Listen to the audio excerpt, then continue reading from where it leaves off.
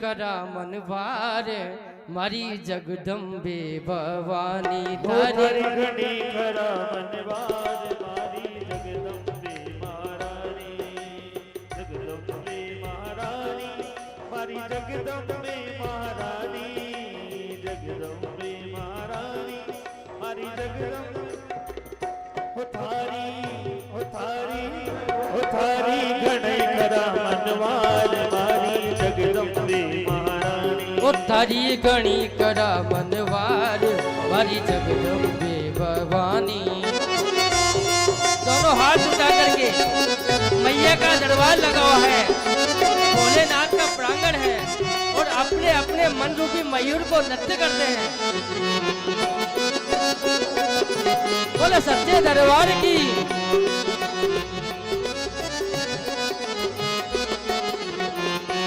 थारी गणी करा मनवार मारी जगदम्बे भवानी मारी जगदम्बे महारानी मारी जगदम्बे महारानी मारी जगदम्बे महारानी मारी जगदम्बे महारानी हो थारी दोनों हाथ उठा करके हो थारी घड़ी करा मनवार थारी जगदम्बे महारानी थारी घड़ी करा मनवार थारी जगदम्बे महारानी।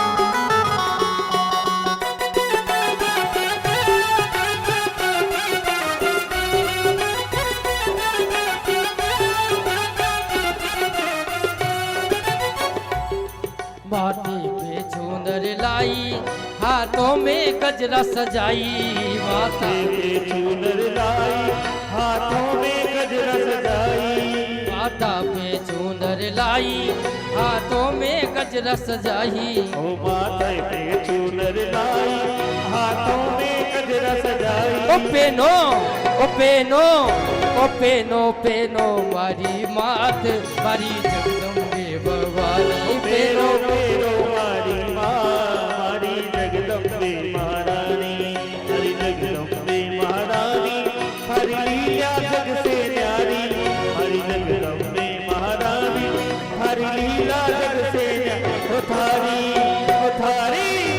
थारी होवे जयकार हरि जगदम्बे महारानी हरि होवे जयकार हरि जगदम्बे महारानी।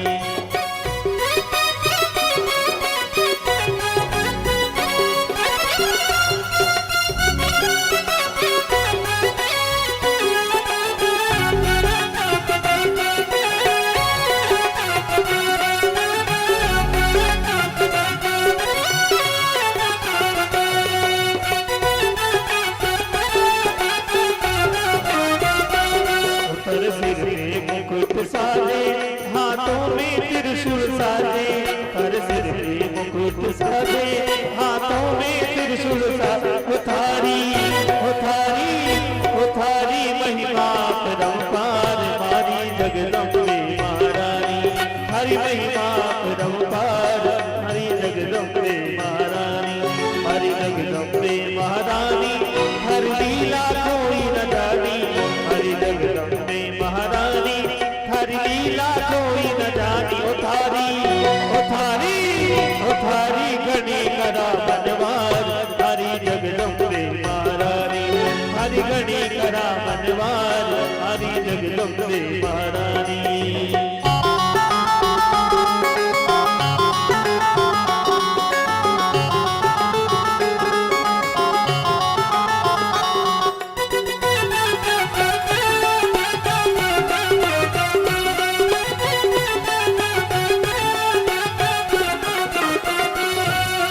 जगदम्बे महारानी हमारी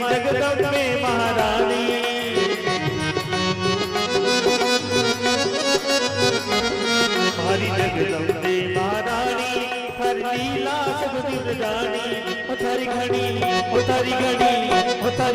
करा मनवार हमारी जगदम्बे महारानी हरी घड़ी करा मन धन्यवाद हमारी जगदम्बे महारानी।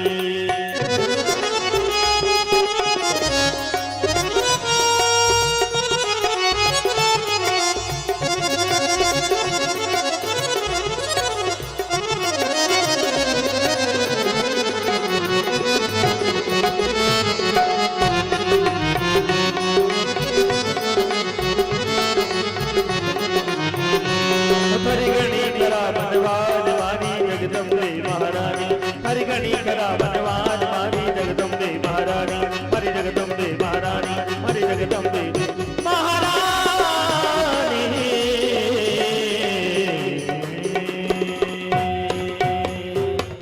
हर हर महादेव। श्री शिवाय नमस्तुभ्यम। जय माता दी।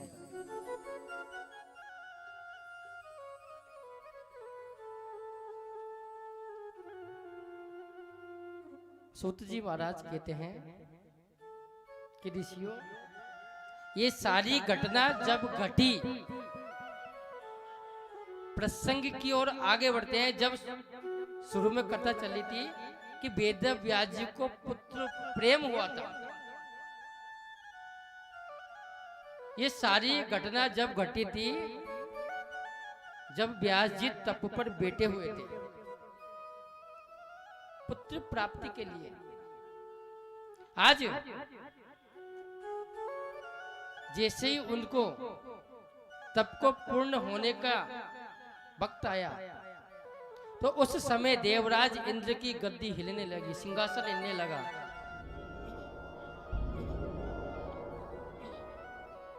उस समय देवराज इंद्र भगवान देवादिदेव महादेव के पास पहुंचे और कहा कि ये व्यास जी किसके लिए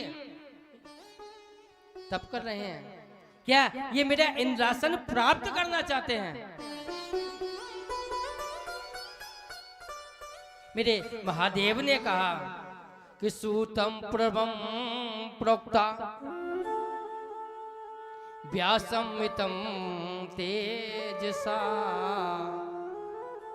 कृतां पुराणमखिलं सुकाशं मदतिं सुवै।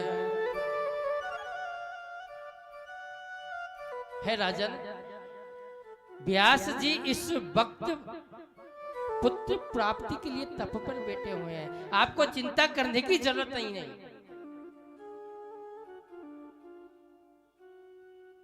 आप बेफिक्र होकर के अपने राज को लौट जाइए और मैं आदि शक्ति के साथ जाकर के अभी उनको पाराशर नंदन को दर्शन देता हूं।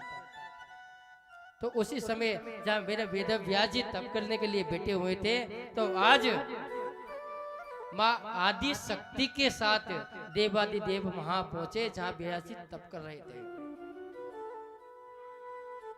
और जाकर के कहा कि पाराशरम पुत्रार्थी तपस्या हितिम दुराश्चरे पूर्णम वर्षम शेष जातो द्वाशतम शुभम विते।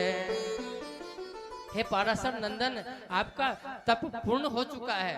आपको जिस तप के लिए जिसके लिए आप बैठे हुए हो, मैं तुम्हें वरदान देता हूं, वचन देता हूं कि तुम्हारे यहाँ पुत्र रूप में ऐसा पुत्र प्रकट होगा जो संसार का कल्याण करेगा।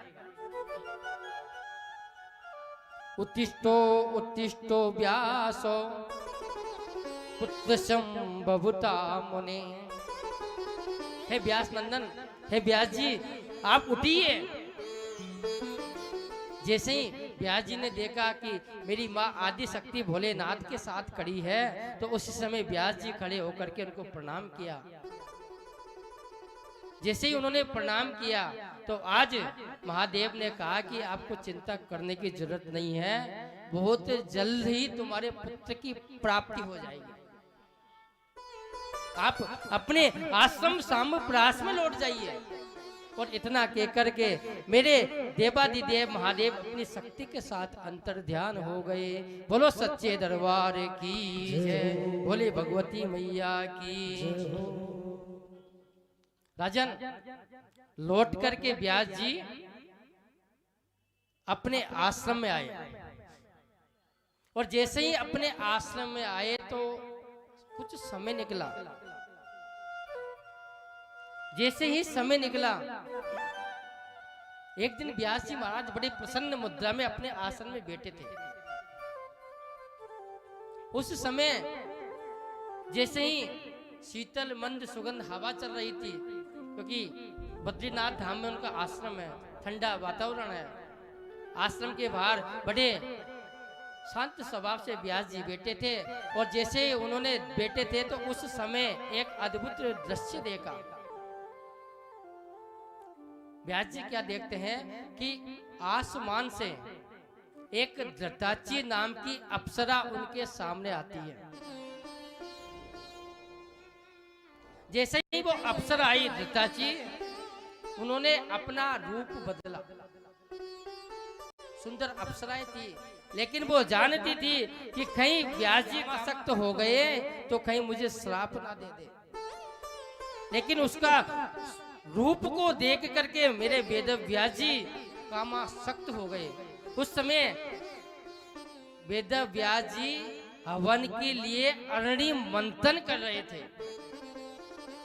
अरणी का मतलब होता है कि लकड़ी। पहले माचिस नहीं होती थी, कि अग्नि को जलाने के लिए लकड़ी को लकड़ी से घिसा जाता था, और उसी के द्वारा अग्नि की प्राप्ति होती थी। तो वेद व्यास जी अरणी मंथन कर रहे थे। जैसे ही वो अरणी मंथन कर रहे थे, अरणी मंथन करते करते उनकी दृष्टि उस धृताची अप्सरा पर पड़ी।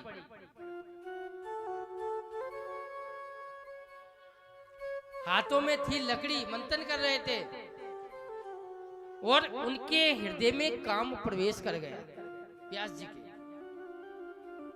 दत्ताजी ने सोच लिया कि व्यास जी के मन में काम प्रवेश हो चुका है, इसलिए अपना रूप बदलने में फायदा है। तो उसने सुंदर जो रूप था उसको अपना एक सुक्की का रूप बना लिया, तोती का,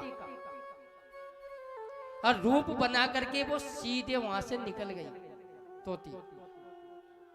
लेकिन कामासक्त इतने हो गए वेद व्यास जी कि अरणी मंथन करते करते उनका तेज उस सब्बे पे आकर के गिरा, उस लकड़ी पे आकर के गिरा, उस अरणी पे आकर के गिरा, और उसी अरणी में से ही साक्षात मेरे सुखदेव स्वामी का जन्म हुआ। वेद बोलो सुखदेव भगवान की जय। देवी भागवत में अरणी मंथन से सुखदेव का जन्म हुआ, ना कि मातृगर्भ से। जैसे सुखदेव जी का जन्म हुआ कि सेहस्यम प्रथम बालो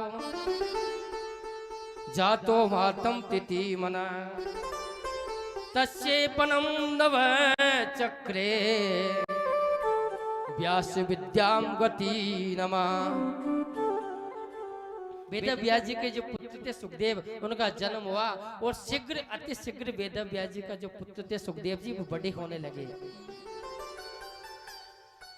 वेद व्यास जी ने उनके 48 प्रकार के संस्कार कराए, क्योंकि वेद में 48 संस्कार बताए हैं। सारे संस्कार करा करके वेद व्यास जी ने कहा कि सुखदेव अब तुम विवाह कर लीजिए। सुखदेव जी ने कहा कि पिताजी मुझे विवाह नहीं करना, मुझे तो भगवत की प्राप्ति करनी है और संसार का कल्याण करना है। वेद व्यास जी ने कहा कि ए पुत्रोम गति नास्ति स्वर्गम नेवुच नेवुच तस्याम पुत्रम महाभागे पुरुषम गृहाश्रम। वेद व्यास जी कहते हैं कि पुत्र संसार पार करने के लिए, संसार सागर को पार करने के लिए एक पुत्र का होना जरूरी है, क्योंकि जब तक हमारे पुत्र नहीं होगा तो हमें पिंडदान कौन करेगा, हमारा तर्पण कौन करेगा। इसलिए तुम शीघ्र अति शीघ्र विवाह के बंधन में बन जाओ और मुझे एक अपना पुत्र और प्रदान करो। सुखदेव जी कहते हैं कि पिताजी आप पागलों की जैसी बातें करते हो कि किम शुभम मानुषम लोके बुद्धि बालम निरामया कि दुखम किंदु सुखम तस्य निवृत्तम सुखम किले। सुखदेव जी कहते हैं कि पिताजी आप एक बात बताइए, ऐसा कोई संसार में व्यक्ति है कि जिसने विवाह किया हो और वो बंधन में नहीं बना हो? विवाह करने के पश्चात कौन सुखी रहा है संसार में? पिताजी आप मुझे इस जंजीर में ना उलझाएं। यदि इस जंजीर से कोई उलझ गया तो चाकर भी उससे नहीं बच पाएगा। मुझे तो पिताजी प्रभु के भजन करके और हरि को भजई सो हरि को ही, मुझे उस परमात्मा की प्राप्ति करनी है।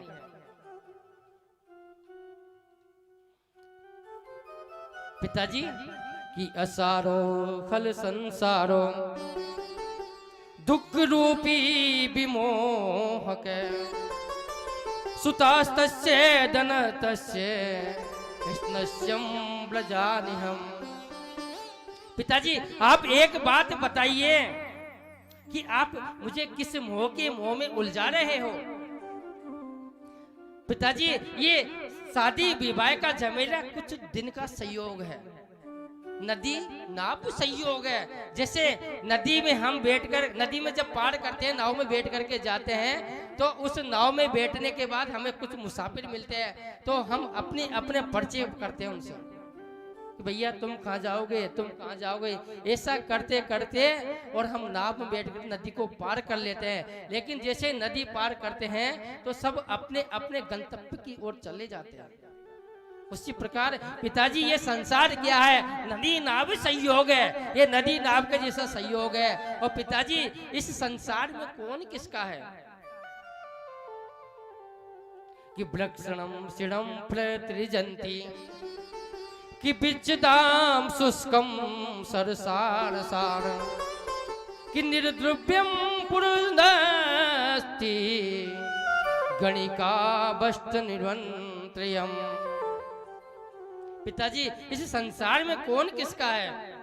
जब जिस पेड़ को हम काट देते हैं उस पेड़ पे जितने भी पक्षी बैठे हुए थे उस पेड़ पर कभी जाकर के नहीं बैठते हैं।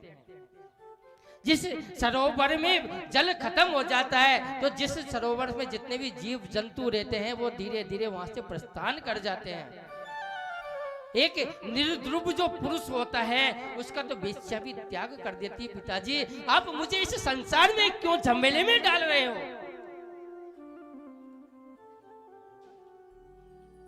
भ्रष्टम निरम मंत्रियम। भ्रष्ट मंत्री, जो भ्रष्ट राजा होता है उसका मंत्री लोग भी उसका त्याग कर देते हैं। पिताजी आप मुझे इस संसार के झमेले में मत बांधिए कि खून का गारा बनाया। हमारा जो शरीर है पंच तत्वों से बनता है, चित्त जल पापक गगन समीरा पंच रचित ये अदम शरीरा। पंच तत्वों के द्वारा ये शरीर का निर्माण होता है। उसी प्रकार जैसे हम मकान का निर्माण करते हैं, ये हमारा मकान रूपी इमारत है। कि खून का गारा बनाया ईंट जिसमें हड्डियां कि चंद सांसों पे खड़ा है ये ख्यालें हासियां कि वक्त की पुरजोर आंधी जब ही से टकराएगी ये इमारत टूट कर खाक में मिल जाएगी। पिताजी ये शरीर रूपी जो इमारत है वो कौन किसका साथ देती है? पिताजी खून का गारा बनाया ईंट जिसमें हड्डियां। हम पंच तत्व का शरीर का जब निर्माण करते हैं विधाता ब्रह्मा जी, तो उसमें खून का गारा बनाकर ईंट का काम करती है, वो होती हड्डियां। खून का गहरा बनाया, ईंट जिसमें हड्डियां, चंद सांसों पे खड़ा है ये ख्याल आसिया। हम इतने शरीर का कभी किस किस पाउडर से, कभी क्रीम से इसको इमारत को तैयार रखते हैं साज सजावा करके, लेकिन वक्त की पुरजोर आंधी जब इसे टकराएगी और ये इमारत टूटकर खाक में मिल जाएगी। ये इमारत एक दिन टूटने वाली है। ये शरीर रूपी जो पिंजरा है ये किसका साथ देती है? कि कौन होता है किसी का वही मुश्किलें आने के बाद, कि कौन करता है खुशामद पद से टल जाने के बाद। फेंक देते हैं फूल को खुशबू निकल जाने के बाद, जला देते हैं इस तन को चेतन निकल जाने के बाद। पिताजी, जिस पर आपदा, जिस पर मुसीबत आती है वो कौन किसी का होता है? कौन होता है किसी का वही मुश्किलें आने के बाद। कौन करता है खुशामद पद से टल जाने के बाद। इंसान की पूंछ कब तक है? जब तक वो कोई पद पे बैठा है, पद से नीचे उतरता है उसकी कोई गिनती नहीं है। एक फूल होता है उसको भी हम तोड़ के फेंक देते हैं, कब? जब उसकी खुशबू समाप्त हो जाती है। उसी प्रकार हमारे जो शरीर है, जिस दिन चैतन्य रूपी परमात्मा इस संसार को छोड़ करके चले गए, उस दिन हमारे शरीर को एक मिनट भी नहीं रखेंगे। इसलिए पिताजी, मुझे आप इस संसार के जंजीले में मत डालिए, मुझे तो आप सत्संग और संतों का संग करने दीजिए। संतन के संग लाग रे और तेरी अच्छी बनेगी। संतन के संग लाग रे, संतों का संग करने दीजिए। संतन के संग लाग रे होता है उसको भी हम तोड़ के फेंक देते हैं, कब? जब उसकी खुशबू समाप्त हो जाती है। उसी प्रकार हमारे जो शरीर है, जिस दिन चैतन्य रूपी परमात्मा इस संसार को छोड़ करके चले गए, उस दिन हमारे शरीर को एक मिनट भी नहीं रखेंगे। इसलिए पिताजी, मुझे आप इस संसार के जंजीले में मत डालिए, मुझे तो आप सत्संग और संतों का संग करने